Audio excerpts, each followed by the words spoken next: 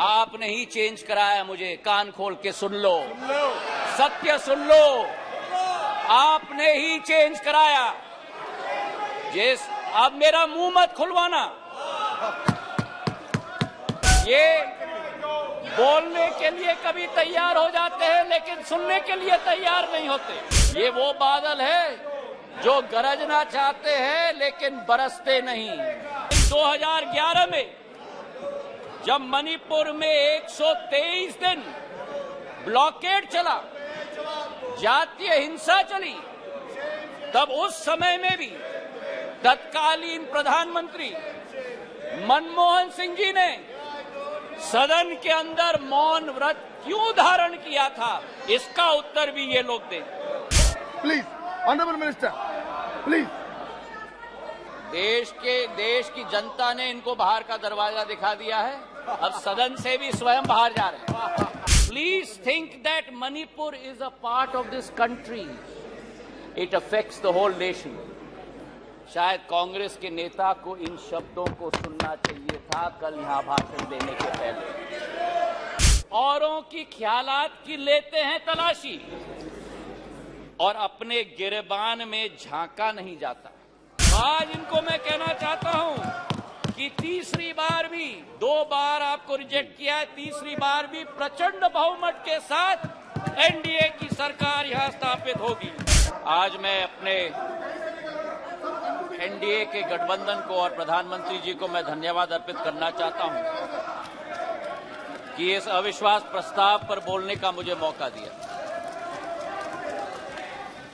लेकिन जो ये दृश्य, अध्यक्ष महोदय, इस प्रजातंत्र के मंदिर में आज हम देख रहे हैं, जिस प्रजातंत्र के मंदिर में इस देश की संस्कृति, इस देश का सद्भाव, इस देश की विचारधारा निर्मित की जाती, जिस प्रजातंत्र के मंदिर से देश की 140 करोड़ जनता अपनी प्रेरणा लेती, उस प्रजातंत्र के मंदिर में ये स्पष्ट हो गया है, अध्यक्ष महोदय, कि इन लोगों को ना देश की चिंता है, ना प्रधानमंत्री के पद की चिंता है, ना राष्ट्रपति के पद की चिंता है। इनको तो केवल अपनी हैसियत की चिंता है। ये देश को पूर्ण रूप से स्पष्ट हो गया। अध्यक्ष महोदय, मुझे 20 साल हो गए हैं इस संसद में, मेरा अपना सौभाग्य मैं मानता हूं, लेकिन ऐसा दृश्य में मैंने 2 दशक में नहीं देखा है कि जिस तरीके से देश के सर्वोच्च पद के व्यक्ति 140 करोड़ जनता के हृदय में स्थापित इस देश के प्रधानमंत्री के प्रति जो शब्दों का उपयोग विपक्ष के द्वारा किया गया है, मैं मानता हूं कि सदन के सामने नहीं लेकिन देश की जनता के सामने इन्हें माफी मांगनी चाहिए। आज जो दृश्य हम देख रहे हैं, अध्यक्ष महोदय, कि अविश्वास प्रस्ताव के आधार पर, अध्यक्ष महोदय, मैं आपका संरक्षण चाहूंगा। ये बोलने के लिए कभी तैयार हो जाते हैं लेकिन सुनने के लिए तैयार नहीं होते। न देश की जनता की ठोक कर 2 बार चुनाव में नतीजा हजम करने के लिए तैयार है, न सदन की बात सुनने के लिए तैयार है। आज जो स्थिति उत्पन्न हुई है, अध्यक्ष महोदय, जो अविश्वास प्रस्ताव लाया गया है, सर आपका संरक्षण मैं चाहता हूं, इनको कंट्रोल किया जाए। देश की जनता ने तो अपना पूरा परिणाम इनके चेहरे पे दिखा दिया। जो जनता के सामने नहीं कर पा रहे, वो आज सदन में बैठ के कोशिश कर रहे हैं करने के लिए। जो अविश्वास प्रस्ताव इनके द्वारा यहां लाया गया, यह अविश्वास प्रस्ताव मणिपुर की बात नहीं है। मिशन मणिपुर के आड़ में ये अपनी राजनीतिक रोटियां सेकने के लिए आज यहां उपस्थित हुए हैं। पिछले 2 दिन से मैं सुन रहा हूं, अध्यक्ष महोदय, हम इनको भी बता दें कि अगर ये इनका वर्ताव रहा तो इनकी बात भी इस प्रजातंत्र के मंदिर में हम सुनने नहीं देंगे। पूर्ण रूप से स्पष्ट करना चाहते हैं अध्यक्ष महोदय, जो इस क्षेत्र में और इस सदन में प्रस्तुतिकरण हुई है, ये वो बादल है जो गरजना चाहते हैं लेकिन बरसते नहीं। ये वो बादल है जो चर्चा में रहना चाहते हैं लेकिन चर्चा सुनना नहीं चाहते। अध्यक्ष महोदय, गृह मंत्री जी ने यहां बैठकर दिन प्रतिदिन स्पष्ट किया कि जिस दिन जिस घंटे पे आप चर्चा करना चाहते हैं हम तैयार है करने के लिए, लेकिन 17 दिन इसी तरह ये सदन को इन्होंने चलने नहीं दिया। 17 दिन मजबूर करके स्थगित किया। और आज अध्यक्ष सभापति महोदय, मैं स्पष्ट करना चाहता हूं कि जो ये लोग मौन व्रत की बात करते हैं, मैं इनसे पूछना चाहता हूं, 1993 में जब मणिपुर की जातीय हिंसा में 750 लोगों की जान गई थी, तब तत्कालीन प्रधानमंत्री नरसिम्हा राव जी ने सदन के अंदर मौन व्रत क्यों धारण किया था? इसका जवाब ये दें। और केवल सन 1993 में नहीं, लेकिन 2011 में जब मणिपुर में 123 दिन ब्लॉकेड चला, जातीय हिंसा चली, तब उस समय में भी तत्कालीन प्रधानमंत्री मनमोहन सिंह जी ने सदन के अंदर मौन व्रत क्यों धारण किया था? इसका उत्तर भी ये लोग दें। तो सभापति महोदय, मैं आपसे पूछना चाहता हूं कि ये अगर दोगली राजनीति नहीं है, ये अगर पॉलिटिक्स ऑफ कन्वीनियंस नहीं है, तो क्या है? मैं पूछना चाहता हूं। आज सभापति महोदय, लोकतांत्रिक व्यवस्था पर मैं इनको भाषण नहीं दूंगा, लेकिन जो इनकी अवसरवादी सोच है उसका पर्दाफाश पूरे देश के जनता के समक्ष में रखना चाहता हूं। ये जो समूह है I.N.D.I.A. इस समूह में एक प्रोफेसर हैं जो मोरालिटी की बात करते हैं, सिद्धांतों की बात करते हैं, मूल्यों की बात करते हैं, लेकिन प्रतिनिधित्व वो एक ऐसे दल के करते हैं जिन्होंने भ्रष्टाचार की नई कीर्तिमान स्थापित की। इस I.N.D.I.A. समूह में एक ऐसी समूह की नेत्री है जिस समूह की नेत्री सोचती है कि कश्मीर को भारत के साथ जोड़ना सबसे बड़ी भूल है। ये इनका असली चरित्र है। मुझे लगता है आप बहाना ढूंढ रहे हैं बाहर जाने का। ये उचित नहीं है, ये उचित नहीं है। कार्यकर्ता ने आपने अविश्वास प्रस्ताव लाया, उसका उत्तर सुनिए आप। ये बिल्कुल मर्यादाहीन व्यवहार करना, उसके बाद वॉकआउट करना, ये लोकतांत्रिक संसदीय व्यवस्था की दृष्टि से उचित नहीं है। नो, बिल्कुल गलत बात है ये। आपका इस प्रकार से बहाना लेकर के बाहर जाना, ये बिल्कुल संसदीय व्यवस्था का अपमान है। ये बात कृपा करके नोट करिए आप लोग। Please, honourable minister, please.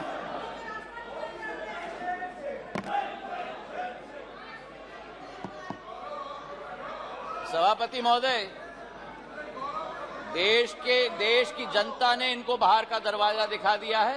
अब सदन से भी स्वयं बाहर जा रहे हैं।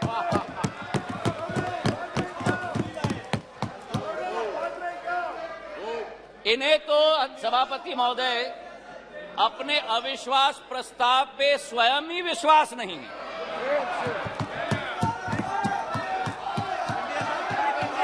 सुन लो, धैर्य रखो और सुन लो। इतने उत्तेजित मत हो। जो देश की जनता ने परिणाम दिया है वो स्वीकार करो। अब सभापति महोदय, इनके जो एक समूह है I.N.D.I.A.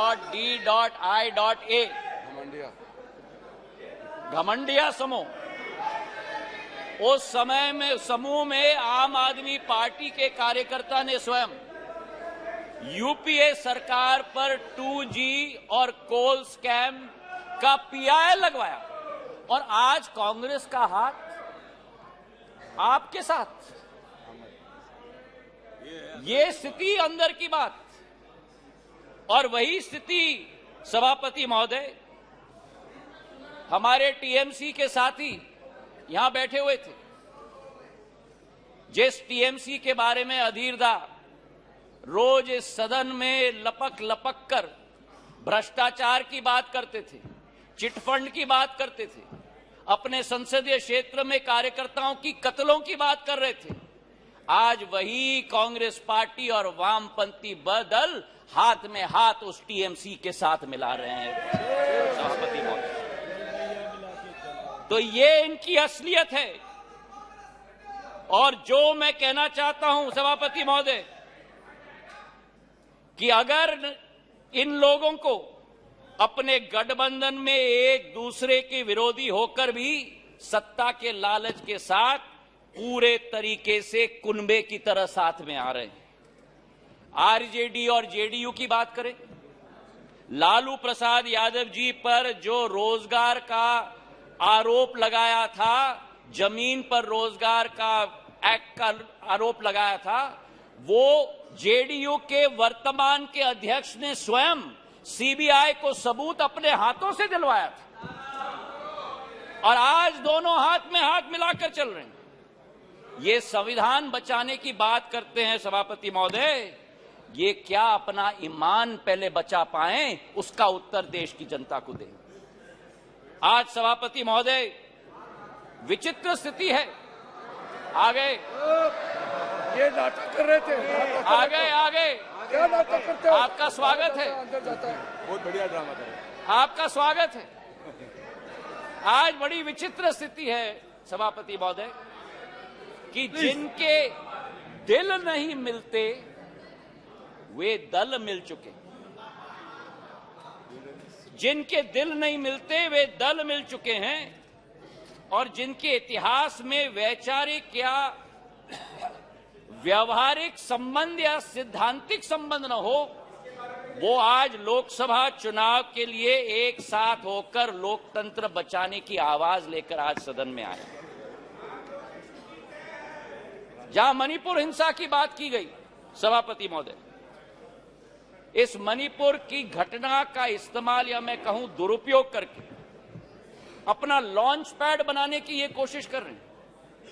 जो मणिपुर में घटना घट रही है ये निंदनीय है, घोर निंदनीय है। कोई भी भारतीय नागरिक इसका सपोर्ट नहीं कर सकता। हम सबके लिए ये घोर निंदनीय घटना है। लेकिन अध्यक्ष महोदय, सभापति महोदय, अगर भारत के इतिहास के काले पन्ने पलटें तो मैं पूछना चाहता हूं, सन 1964 के बंगाल के दंगे के समय में ये मौन क्यों थे? और अगर सन 1964 की हम बात न करें तो सन 84 के सिख दंगों के समय में जब 4000 हमारे सिख भाई बहनों को जिंदा जलाया गया था, तब ये मौन क्यों थे? मेरठ के सन 87 के दंगों के समय में ये मौन क्यों थे? और सन 1990 से 30 साल जो कश्मीर में 40,000 लोगों की मौत हुई और कश्मीर जल रहा था, तब ये मौन क्यों थे? और मैं अधीर रंजन जी का जो शब्द था, जो अंग्रेजी का कोटेशन उन्होंने दिया, इन सभी समय में एवरी मॉर्निंग सभापति महोदय new widows were हाउलिंग, every morning new children were crying, every morning new houses were falling. और मूक दर्शक के रूप में हमारे ये साथी बैठकर सरकार में बैठे हुए थे। आज यहां बैठकर गौरव गोगोई जी ने, सबर रखो, सबर रखो, आराम से सुनो, सबर रखो, थोड़ा सीख लो। गौरव गोगोई जी ने आसाम अकॉर्ड की बात की। जिस आसाम अकॉर्ड की बात की उस आसाम अकॉर्ड का क्रियान्वयन कांग्रेस की सरकार ने कभी की? आज मैं पूछना चाहता हूं कि हमारे पड़ोसी देश बांग्लादेश के साथ 68 वर्षों में हमारे बॉर्डर को निर्धारित नहीं किया था। 2014 में जब प्रधानमंत्री जी ने शपथ ली, 1 साल के अंदर बांग्लादेश का बॉर्डर निर्धारित करने का काम प्रधानमंत्री नरेंद्र मोदी जी ने किया। अगर सच्चाई में बताऊं, प्लीज प्लीज उत्तेजित मत हो, उत्तेजित मत हो गौरव। नो अगर बोलते हो तो सुनने की क्षमता रखो, सुनने की क्षमता रखो। बैठिए, जनता ने गौरव आपकी चिल्लाने को आप बैठ जाइए, बैठ जाइए। सभापति महोदय, नॉर्थ ईस्ट की सारी समस्या कांग्रेस की तुष्टीकरण की राजनीति के साथ शुरुआत हुई, जब उनको अपनी फायदा नॉर्थ ईस्ट में विदेशी घुसपैठियों को अंदर लेकर उनको नागरिकता देने की कावियात की शुरुआत और शरण और पहचान देने की कावियात की शुरुआत। चार्जशीट सभापति महोदय बड़ी लंबी है। 1960 के दशक में जब मणिपुर में अलगाववादी समूह ने हिंसा की शुरुआत की, जब वो जन्म हुआ तो वो कौन था जो उनके साथ बैठकर चर्चा करने के लिए तैयार था? वो कौन था जिन्होंने उनके साथ बैठकर समझौता किया? और आप भूल गए 1993 में जब 123 दिन मणिपुर जल रहा था, आपकी सरकार यहां भी थी,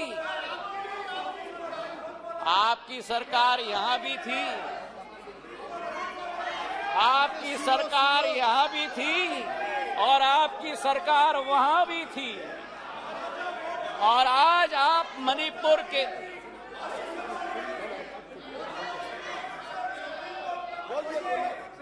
और आज सभापति महोदय अधीर दा उठकर कह रहे थे कि मणिपुर के सांसद क्यों नहीं बोले। उस समय मणिपुर का सांसद इस सदन में रोते रोते हुए उनका वक्तव्य क्या था इस संसद में मैं पूछना चाहता हूं। जब आपकी सरकार यहां भी थी और आपकी सरकार वहां भी थी, मणिपुर के सांसद ने इस संसद में 1993 में वक्तव्य दिया। उन्होंने कहा, and I quote, the state government is helpless, it has no funds, the state government cannot even afford to purchase weapons for the security persons to fight the insurgents. Please, ये सुनिएगा, please think that Manipur is a part of this country. It affects the whole nation. शायद कांग्रेस के नेता को इन शब्दों को सुनना चाहिए था कल यहां भाषण देने के पहले। मुझे आज सभापति महोदय मुजफ्फर वारसी जी की शब्द याद आती और मैं कोट करना चाहता हूं, औरों के ख्यालात की लेते हैं तलाशी, औरों की ख्यालात की लेते हैं तलाशी और अपने गिरबान में झांका नहीं जाता। आज ये स्थिति उत्पन्न हो गई है। तथ्यों के आधार पर अगर हम बात करें, कल गृह मंत्री जी ने सदन में पूरा व्याख्यान दिया। इनके मंत्री संतरी न तंत्री एक बार भी मणिपुर गए। हमारे गृह मंत्री 3 दिन वहां रात दिन बिताए हैं। हमारे राज्य मंत्री ने 23 दिन, नित्यानंद राय जी ने मणिपुर में बैठकर स्थिति का जायजा लिया। आज राहत राशि वहां पहुंची है, अनाज पहुंचा है, वर्चुअल सिस्टम से स्कूल्स चल रही हैं, आर्मी की फोर्स पहुंची है, इवैक्यूएशन में हम मदद कर रहे हैं। जो भी हम लोग कोशिश कर रहे हैं, और आंकड़े की आप बात करते हो तो आंकड़े की पुष्टि करो। ये पिछले 9 साल मणिपुर में सबसे शांतिपूर्ण समय रहा है इंसर्जेंसी के दृष्टिकोण से। आपके 10 साल से 3 गुना कम इंसर्जेंसी हुई है और 6 गुना कम सिविलियन डेथ्स आज मणिपुर में हुआ है। जब राहुल गांधी जी ने सदन में कहा कि प्रधानमंत्री के लिए मणिपुर हिंदुस्तान का भाग नहीं, मैं बताना चाहता हूं आपको सभापति महोदय कि जिस प्रधानमंत्री ने उत्तर पूर्वी राज्य को विश्व के साथ जोड़ा है, जिस प्रधानमंत्री का उत्तर पूर्वी क्षेत्र के साथ दिल का रिश्ता है, जिस प्रधानमंत्री ने भारत के दुश्मनों को उत्तर पूर्वी राज्य से खदेड़ खदेड़ कर बाहर कर दिया हो, जिस प्रधानमंत्री के रोम रोम में भारत माता बसती हो, जिस प्रधानमंत्री ने भारत कश्मीर को भारत के अभिन्न अंग बनाने के लिए अनुच्छेद 370 रद्द किया हो, श्यामा प्रसाद मुखर्जी के सपने को एक विधान, एक प्रधान और एक निशान को साबित किया हो, मैं बताना चाहता हूं विपक्ष को सभापति महोदय कि भारत को अलग अलग टुकड़ों में देखने की विचारधारा आपकी है, हमारी नहीं। हमारे सभापति महोदय, बैठो बैठो बैठो, आराम से बैठो। आपने ही चेंज कराया, मुझे कान खोल के सुन लो, सत्य सुन लो, आपने ही चेंज कराया। जिस अब मेरा मुंह मत खुलवाना। आज हमारे किसान कितने उत्तेजित हो रहे हैं। सभापति महोदय, खुजली बहुत आती है। कांग्रेस की सरकार के समय आजादी से आज तक 67 वर्षों में हम लोग केवल 12 नंबर से 10 नंबर पर पहुंचे, और जब 9 साल में 10 नंबर से हम 5 पर पहुंच जाएं तो अरिथमेटिक एनिमेटिक बच जाती है। ये दोगली नीति कहां से हुई? और आज हमारे दोस्त अमोल कोले जी ने पर कैपिटा इनकम की बात उठाई, मुझे खुशी है उन्होंने उठाई। आपको आश्चर्य होगा सभापति महोदय ये सुनते हुए कि भारत 67 सालों में भी सब साउथ अफ्रीका की पर कैपिटा इनकम को हमने पार नहीं किया जब इनकी सरकार होती थी। 9 साल में पर कैपिटा इनकम आज डबल हो चुका है सभापति महोदय। ये कहते हैं कि नफरत के बाजार में मोहब्बत का दुकान लाएंगे। इनका दुकान तो भ्रष्टाचार का दुकान है, झूठ का दुकान है, तुष्टीकरण का दुकान है, अहंकार का दुकान है। केवल का नाम दुकान का बदलते हैं, सामान वही है।